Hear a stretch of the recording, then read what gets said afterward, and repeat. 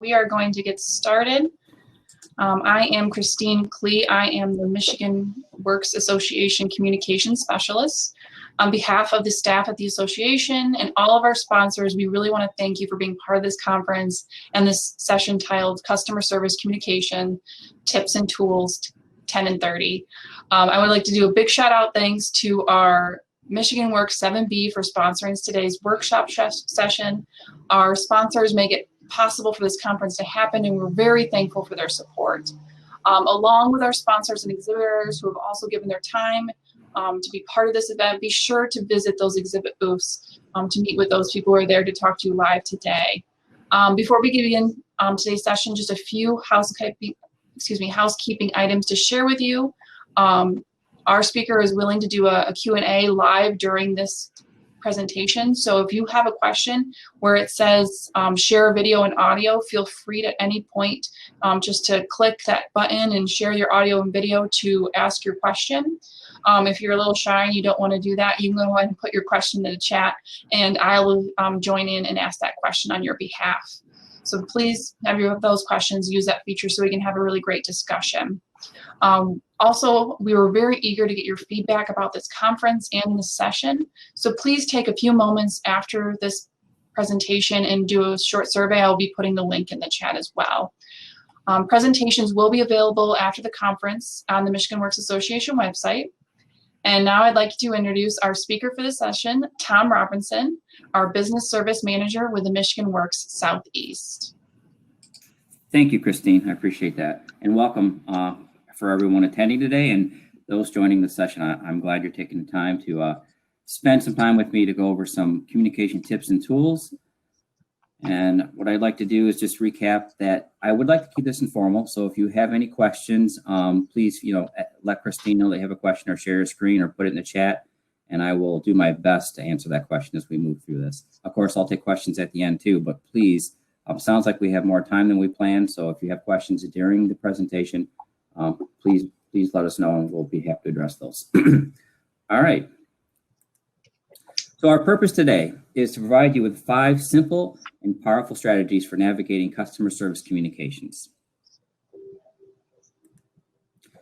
So you may ask yourself, what does Tom know about customer service? He, is he qualified to share some of his experience with me and to give me some tips and tools about what I can, strategies I can use myself or what I'm able to take back to my shop or to my business and, employ some of these ideas and maybe improve the customer service where I work at.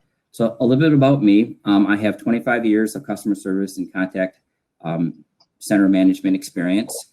My most recent position is here at Michigan Works Southeast. I've been here since February. I'm the business service manager, and it's been a pleasure to be part of the Michigan Works Southeast team and the entire Michigan Works Association, community. It's just been a fabulous 6 months, even though it's been an interesting 6 months starting a new job during COVID. Prior to being here at Michigan Works Southeast, I spent 19 years as a director of a very large business processing outsourced customer service contact center here in Jackson, Michigan. It's been, had several names, Alorica or Expert Global Solutions, but at the same time, my role was the same as the director in that organization. And we had up to 500 workstations or team members in the brick and mortar site here in Jackson, and north of 400 at what we would call satellite locations here in the state of Michigan, near shore in Canada, and offshore in the Philippines. So during that time, we would answer on any given day north of 10,000 phone calls, and we would hire and train 30 to 40 people a month. And all of those people, we invested a lot of time into making sure that the service we provided exceeded customers' expectations. And what I'm going to share with you today are some of those culture ideas, some of the strategies, and some of the philosophies that we taught to do that successfully for a long time. I'm also a small business owner. So owning any small business, you got to make sure you're servicing your customers. I take what I have learned from my call center experience and use them in my businesses. Again, my expectation is to always exceed a customer's expectation. In addition to owning some small business, I graduated from Davenport University with a bachelor's in business administration. And I also spent 8 years on Livonia City Council in the state of Livonia, Michigan. So this role has brought together given me an opportunity to bring together my customer service experience, my private sector business experience, as well as my public sector elected official experience. And it's been a real pleasure. And I hope as I move through this presentation today, I can share something with you that you find helpful. All right, moving on. So today we're going to be covering 5 of the best ideas, philosophies, cultural ideas that I've either developed or shared over the last 20 years. And they're called the 3 C's. And we'll get into the detail on each of these as we move forward. But the 3 C's, a successful service profile, effective bridging, building rapport and partnership, and the power of positivity. So starting off with the 3 C's, and this happens to be, what I would call my favorite communication strategy or philosophy. It's a very simple technique to use. It's something that we always employed to make part of our culture. We would have signs and banners and posters all over the environment or the office to remind people to use their 3 C's strategy or philosophy. It would be one of the first things that we taught new team members when they're coming on board. It was also a very good selling point to our clients to let them know that these were the kind of philosophies that we had in our culture, in our organization. It was simple. It was easy for everybody to learn. And when I go through it, I hope, you look at this and go, boy, this is something I can easily take back, to my office and share with my team members or employ myself as I, speak with customers, both internally and externally. So the 3 C's, it's critical in the beginning. Whenever you're starting any conversation with a customer, it's critical in the very beginning that you gain the confidence of your customer at the very start of that conversation. So the 3 C's will tell us, how can I, at the very beginning of that conversation, can I start to gain that confidence? And then the second one would be, once I've accomplished that single point in the 3 points of the 3 C's, what do I have to do next? And once you start to build that confidence, you have to take that time to invest in building a partnership with your customer, right? So, I may say something or do something at the beginning of the phone call that begins to say, okay, I'm hearing what Tom says. I like it, but it's just the beginning, right? You can't stop there. So after you've taken that initial step, at the first opportunity you have in the 3 C's is to continue to invest in that initial statement that you made and build that partnership with the customer. And then as you do that, you're engaging with that customer to understand their problem or what you need to do to service them. You're listening. As you're building that partnership, you want to make sure that you're developing a solution or becoming a problem solver for that customer. So ultimately, whenever we have an engagement with a customer, particularly in the call center business where I was in before, or here at Michigan Works, any customer is coming to you wanting to solve a problem. They have a issue with their bill. Even if they're buying a product from you, to solve something, make sure that you become that problem solver for that customer. So let's move on and talk about specifically what the 3 C's are, how simple they are, and how you can take this back to your organization. Any questions before I move on? No? Okay. So I encourage you to create your own 3 C culture, be it in your own workshop or at your own workstation or with a team if you have a large team, or if it's just a couple people. But take this back, create your own 3 C culture, and they are first, communicate. So put yourself in the customer. Imagine yourself as the customer as I talk about these things. So if we're on the phone together, if I'm standing across from a counter from you, if one of the first things I tell you at the first opportunity that I have is that I'm here to help, you're going to start to say, Tom's here to help me. He communicated to me early on in this conversation that his goal, his purpose, and I'm a big fan of purpose, right? What is the purpose of what we're doing? The purpose is I'm here to help you. So that person or that customer, you may say, okay, I heard Tom say that, but I'm still a little bit skeptical, right? We all approach things with some skepticism, until he starts to do that, I've heard him say it, but he's got to prove it to me. And then as you continue on with that conversation, the next strategy that you should be employing, or the next goal you want to achieve during that conversation, is to connect with that customer. Again, building that partnership, begin to build connection, right? So you're listening, you're sharing ideas, you are being empathetic if it's appropriate at the time, but you've gone from saying I'm here to help you to having a conversation where you're connecting with that customer and building that partnership. So now the customer is going to say, I heard Tom say he's going to help me. And during the course of this conversation, I feel like he's doing that, and I feel like he's building a partnership with me. And then the last thing is ultimately you want to create that solution, right? So you want to create a solution that best meets the customer needs as well as the needs of the organization that you're representing, right? No good solution is good for one, but not the other. All very good, all great solutions satisfy and meet the needs of both parties when you're having a customer service engagement.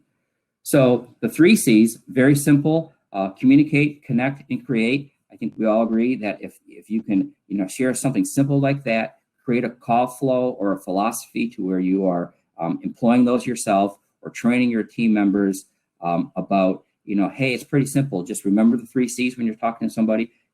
Communicate that you're there to help, connect with that customer as you're talking to them, and ultimately create a solution for them. At the end of that engagement, at the end of that interaction, there's a high likelihood that employing this strategy and getting your team members to think about the 3 C's will result in better customer service for your organization. So that's number 1, the 3 C's. Any questions about that? I'll take a minute and see if anything comes up in chat. Christine, do you see anything in chat? No questions yet.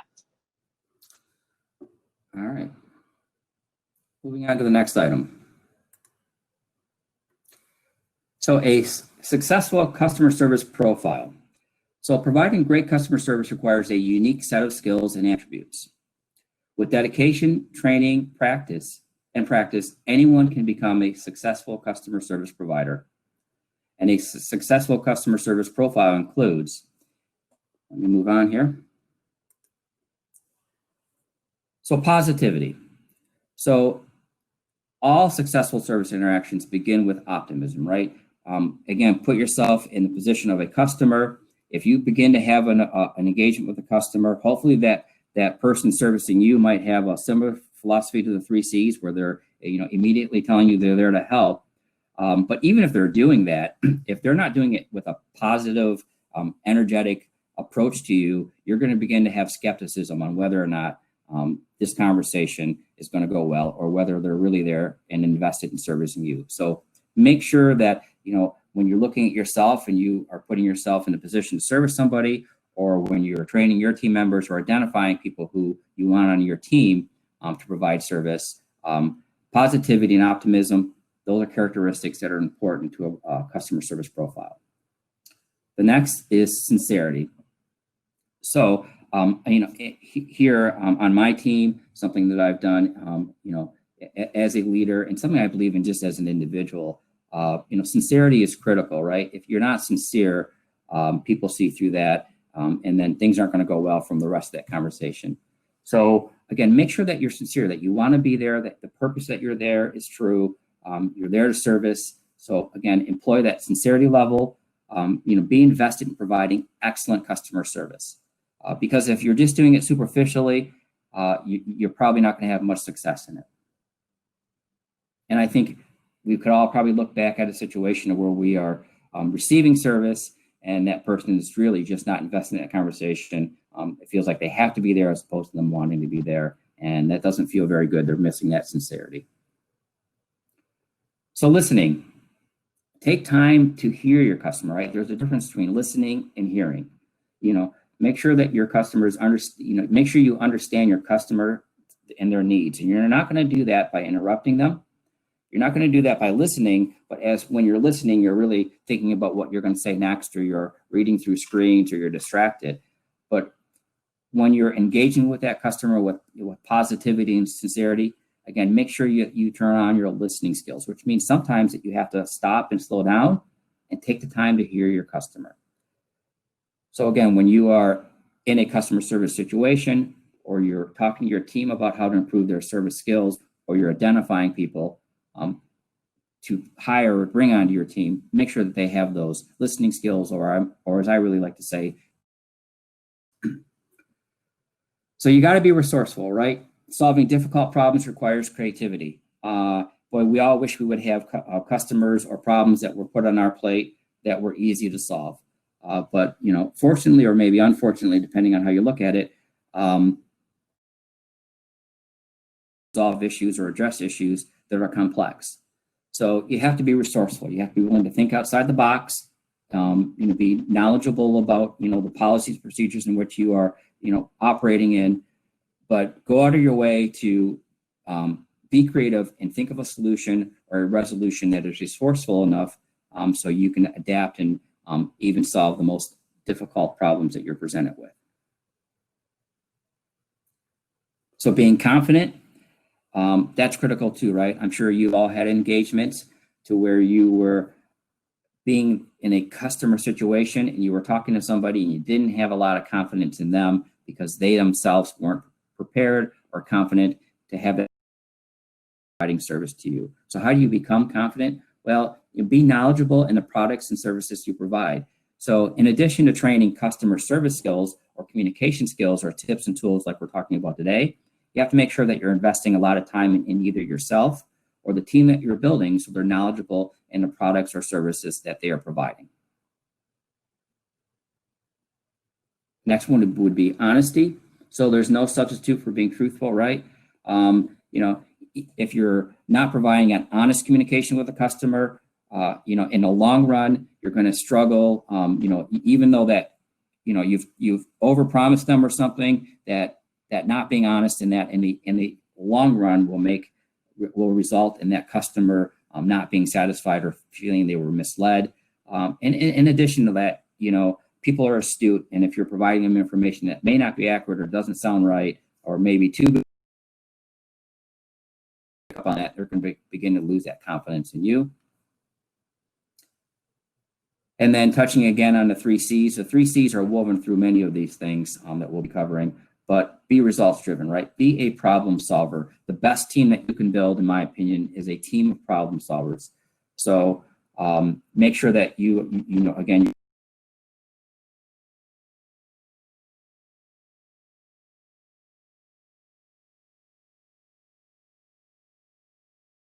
out problems. That's the easy part.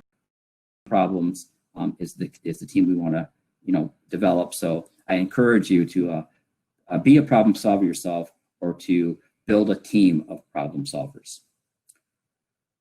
So that's the second item. Any questions on what a customer service profile is? Christine? We might have a question from Teresa Hinkle. If you want to click the share audio and video again, you disappeared on me again. I'll try to get you to ask your questions. Are you wanting me to do something?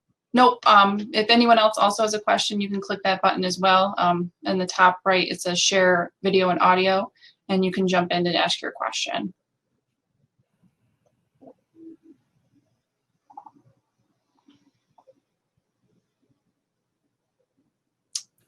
All right. She might be having technical difficulties. If I can get her back, I'll have her video and audio shared with you. All right. Very good. Thank you. So number 3 is effective bridging.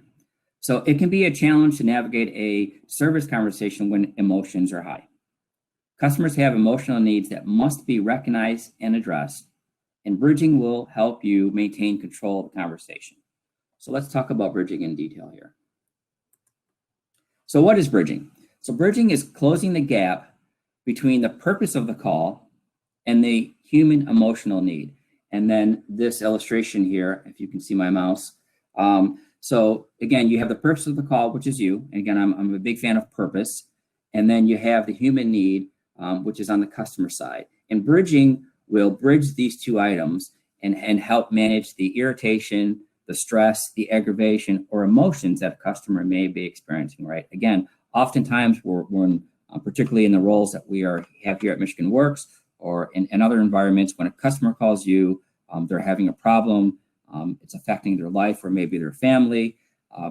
You want to make sure that you're addressing and resolving the purpose of the call, but often to do that effectively, you have to navigate and bridge that human need. So let's talk about how to do that. So there are several types of bridging, and let's talk about the first type of bridging, and that is acknowledge. So if you have a customer that is having a stressful or emotional issue, acknowledge it. Tell them that you heard the customer and are aware of their situation, right?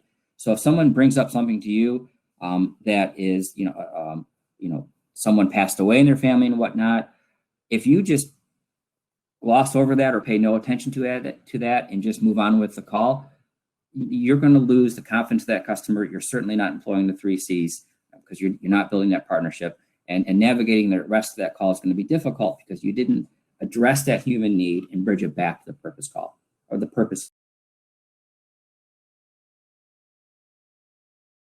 Others, let them know that you are experienced in helping others who have a similar situation, right? So you've heard what they say, you've listened to them, you've heard what they said, and you're addressing it by saying, I understand, and I've helped others in that situation. So then you can bring that emotional need back to the purpose of the call. Another one is personal experience. On this one, I would, it's a bridging strategy, but you want to make sure that you don't go too far down that road and getting too personal with the customer. But it's okay to acknowledge that, you understand the customer situation and how they're feeling because you've experienced that yourself firsthand. And then the last would be empathy, right? Let them know that you have compassion for the customer situation. And using these bridging strategies is a way to where, again, when a customer is speaking to you, they're expressing their emotions, yet there is a problem that you need to help them resolve to bring them from acknowledging that issue back to the purpose of the call by using a bridging statement.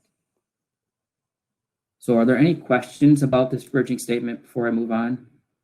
And I'll give some examples here in a moment, these 4 types of bridging statements. We have a question from Yolanda. She says, a lot of customers that currently have UIA issues. I'm helping them with UIA, but am limited on what I can help with. I try all of these methods, but when they have not gotten paid since March, they are very upset. Yes. Yeah. So I gave this presentation at Michigan Works Southeast and heard that question or heard that response a lot. So as I encourage you to be a problem solver and find a resolution, right? One of the most challenging situations that a customer can be, or I'm sorry, a service provider can be put into is when they've been asked to service a call and they don't always have all the tools to resolve that problem completely or to a final resolution. So in some cases, the best you're going to be able to do to be a problem solver for a customer is to, people like options, right? So at least give them some options on what they can do next. Point them to a resource that they may be able to reach out to, call back. And when you do that, so in a situation where, if you are taking a UAA call and it's, challenging or difficult for you to resolve that problem, what I was saying is, one of the toughest situations for a service provider to be in is when they are talking to a customer who is called for a resolution where you may not have the ability or the tools or all the information to resolve that problem to a final conclusion, right? So, from a strategy standpoint, what you want to do is to be able to connect a customer service person with a customer who is empowered to resolve issues. But when you find yourself in a situation where you may not be entirely empowered or have all the information or technical ability needed to resolve a issue, that's a tough situation. And I think we first just have to acknowledge that. But again, I would encourage you to use the 3 C's. That way the customer has confidence in you that you're doing the best you can. And then for the customer, in those situations, sometimes the best you can do is provide them an option, which may not be a final solution or a solving the problem entirely, but provide them options to seek additional resources or additional contacts to where they can go to have that problem resolved. Or even in some cases, if you're able to offer that customer for you to call them back at a later time, take yourself offline and see if there's an ability for you to reach out or to resolve that customer by employing additional resources or assistance, and then getting back to that customer with that update. They're going to appreciate that, even if you get back to them and you haven't resolved it, that you took the time to do that. They're going to have these and use the bridging and whatnot during the course of that conversation, but it is a challenging and frustrating situation to be in sometimes when you just when you don't have the tools to resolve that problem completely. So I hope I answered that question as thoroughly as I could. We have another question from Marlena. How do you deal with customers who do not or who want to occupy all of your time? So call control, I think, is what you're talking about there. So that can be challenging. Again, you want to make sure that you can use bridging examples to acknowledge what the customer is saying and bringing them back to the purpose of the call. You want to make sure that you are using your 3 C's to let them know you're here to help, build that partnership with them. But that is a skill that you build during the course of tens, if not hundreds of phone calls of how to, when you're in that middle part of the call, when you're engaging with the customer, building that partnership, speaking about the issue at hand, is to continually to bring them back, to the purpose of the call. Purpose is a big word for me, right? So you're on a call with the customer, they called you for a reason, they know they called you for a reason, but they may be lonely, they may just want to talk to somebody, but that skill of bringing them back to the purpose of the call, either from an emotional need or from a need to talk about something else, with a bridging statement to get them back. I'm here to help you. Yes, I understand how you're feeling, but let's talk about, here are some ideas I have to address the reason you're calling. Again, that's a skill and a practice that you have to bridge them back to the purpose of the call. I think as we move through some of these too, the final tips here, you may find some of those useful to help to return when a call becomes distracted back to the purpose of the call. Christine, anything else before I just go over these examples of bridging? That's it. All right, thank you. So here are some examples of bridging, and this is something I'm sure many of you who have been taking some of these UIA calls have heard, or something similar to this is, I can't afford to pay my bills without help. I'm on a fixed income. So an acknowledgement bridging statement would be, I can hear your frustration over not having enough money. Helped others bridging statement could be something like, I've helped others who have felt the same way. I think we can find a way to help you find an answer to your question. Personal experience. I can understand how you feel. It doesn't feel good not having enough money to take care of your family. Or an empathy is, I can understand not receiving your check can make it very difficult. So of course, these are just examples, but acknowledged, helped others, personal experience, and empathy are great bridging statements to bring your customer who is getting off course to the purpose of the call back on course. Christine, any questions out there? Before we move on? Okay. So number 4, building rapport.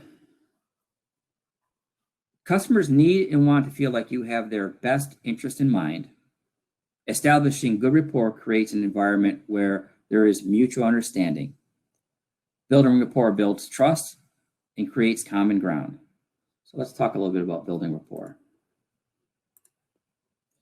So how to build rapport. So one of the first things you can do to build rapport with a customer is to use the customer's name as soon as possible. So in addition to employing the 3 C's, where you get the first opportunity you get to tell that customer that you're there to help them,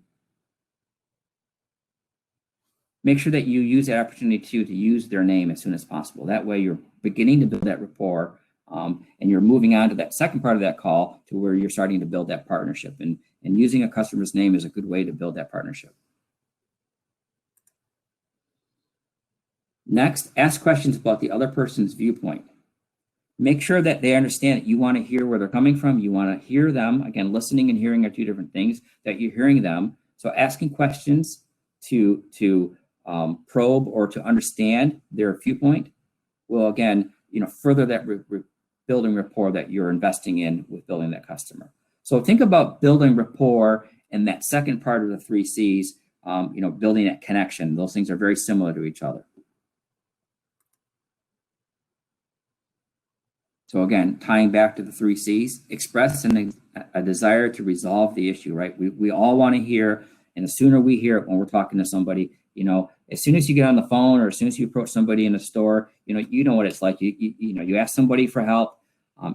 Pretty quick if you're going to be, if they're there to help you and if you're going to feel good about that, or if they really don't want to be doing that. So just let them know, I'm here to help you. I'm here to resolve this issue. Sincere again. Be sincere. Give the customer your full attention and respect. And the tone of your voice. Your voice is used to express intent to provide excellent customer service. So it's a lot like positivity, right? We express that in our tone. So if I'm talking to you all mopey and whatnot, you're probably not going to be very enthusiastic about what I'm sharing with you. But if I share with you this presentation with some excitement, in a good tone, you're more than likely, it's a higher likelihood you're going to stay engaged and you're going to have more confidence in what I'm saying, as opposed to if I'm using a tone to where I don't want to be here, or even worse, frustrated or angry.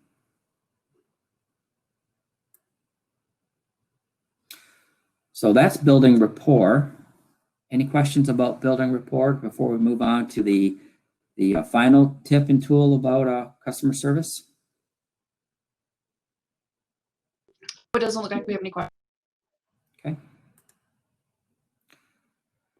So number 5 is the power of positivity. So it's not what you say, it's how you say it. Learn how to say the same thing in a different way. And what I'd like you to do is to listen to some of these examples over the next 2 slides and put yourself again in the position of a customer. And as you're listening to these, I want you to kind of pay attention, to how you feel. What's going on in your mind? How does your body feel? Think about what I'm about to say, how it makes you feel, okay? So damaging words. I don't understand. I don't know. I can't. Hold on, hang on. Well, the policy says you should, you'll have to, what you need to do, and why don't you?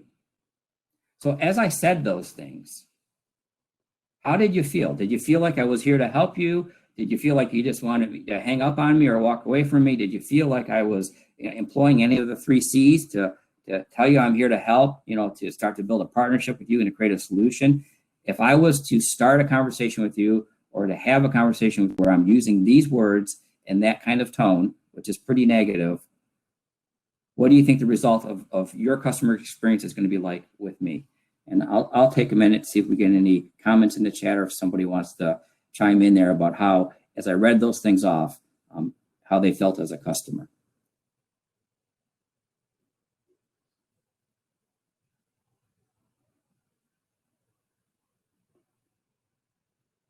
Christine, do you see anything in there?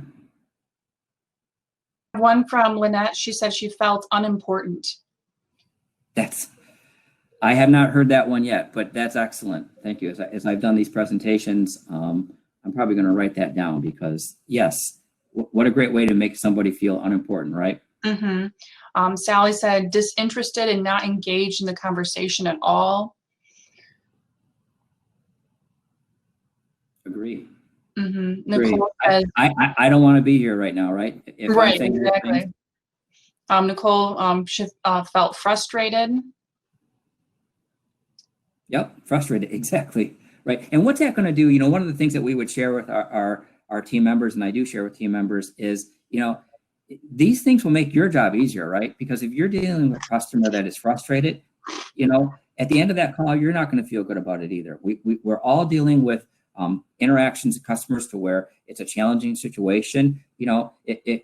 What better, there's two ways you can go home at the end of the day, or there's two ways you can get off at the end of a call, right? You can get off that call or go home at the end of the day feeling frustrated because everyone you spoke to was frustrated and you really didn't make a difference in anybody's life during the course of that call or during the course of that day. Or, you can take that challenging situation, turn it around into something positive by solving somebody's problem or by assisting somebody. You're going to feel better at the end of that call, and at the end of your day, you're going to go home feeling a little bit better about what you did in a day as opposed to going home frustrated and angry because everyone you spoke to was probably frustrated with the way you were speaking with them. Sheila said condescending. Yes, I would agree. Sally said, you're not going to help me. And Joshua said, they feel judgmental. Very good. None of those are good descriptions on what may end up as a good customer service call, correct? So right. let's do the same thing here. I'm going to say very similar things, but in a different way. And then again, I want you to, sit back for a minute, listen, and kind of let me know how you feel afterwards. So helpful words and phrases. Please let me explain. I can work on that. I can. May I place you on a brief hold? These are the options I can offer you. Together we can. I can assist you. We will need to, and here's what we can do. So after reading very similar phrases that would accomplish the same thing in a different way, was the feeling a little bit different, hopefully a lot different from when I said those things using negative words in a negative tone. And I'm just looking for a little bit of feedback there. Was that a better feeling than the feeling of the previous slide? Yes. Lynette says, sounds like you're going to help me much better. Brittany also agrees, yes. Andrew, yes. So people are feeling better. Yep. And Angel says yes. Feeling better. Good. So Christine and everyone in the session, what I'm going to do is, because we have some extra time, I'm going to go back to the very beginning just to display what we were covering here today and ask, as we covered, because that was the end of, the 5 tips and tools. Again, that a lot of them weave together. The 3 C's is, my overall umbrella philosophy that I like to employ in a culture or in a team. That is a very simple, easy to remember, call flow or strategy when you're speaking to customers. But combined, I hope you can take, a bit of each of these or each of these, and I understand the presentation will be available, after this session, and take them back and find a way to, weave them into your organization. But, before we end here, I'd like to open up the questions about, the 5 things that we've covered about the 3 C's, successful service profile, effective bridging, building rapport and partnership, and of course, the power of positivity.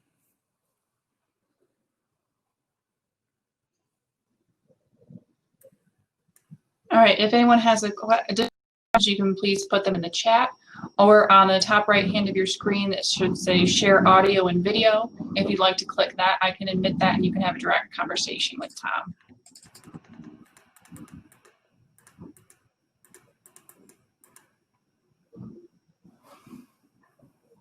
You see any out there, Christine? Not yet. And like Tom said, this presentation will be available on the Michigan Works Association website. So if you'd like a copy of it, definitely after the conference, go ahead and download that for that so you can reference it.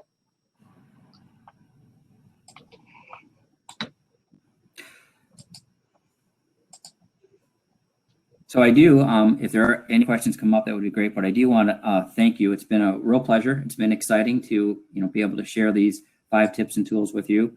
I do believe in them with a lot of confidence that if you practice these things, train your team members, build them into your culture, you will begin to experience and see a change in the response that you get from your customers and a change in the way your team feels about the roles that they're doing.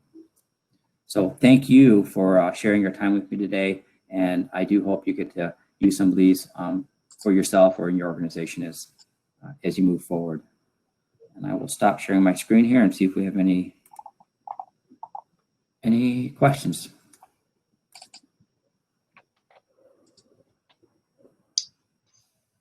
All right, well, you're getting a lot of thank yous in the chat, but no questions.